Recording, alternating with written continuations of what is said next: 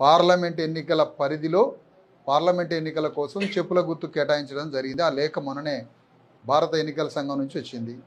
ఈ చెప్పు తీసుకొని ఈ చెప్పుతో భారతదేశంలో తెలంగాణ గడ్డ మీద అగ్రకుల అగ్రవర్ణ పెట్టుబడి రాజకీయ దురాగతాలని చెప్పు తీసుకొని ఎండగట్టబోతున్నామని ఈ సందర్భంగా తెలియజేస్తున్నాం.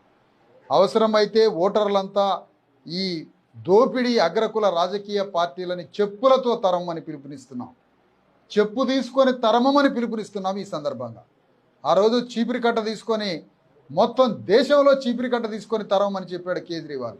అదే సందర్భంగా ఈరోజు చెప్పులతో ఈ అగ్రకుల రాజకీయ దురాగతాలని దాష్టికాలని వేల సంవత్సరాలుగా అణగారిన వర్గాలైన 90% మంది బీసీ ఎస్సీ ఎస్టీల ఓట్లని దండుకుంటున్న బీఆర్ఎస్ బీజేపీ కాంగ్రెస్ పార్టీలని చెప్పు తీసుకొని గ్రామాల నుంచి తరమి కొట్టమని ఈ సందర్భంగా పిలుపునిస్తున్నాం ధర్మ సమాజ్ పార్టీ నుంచి.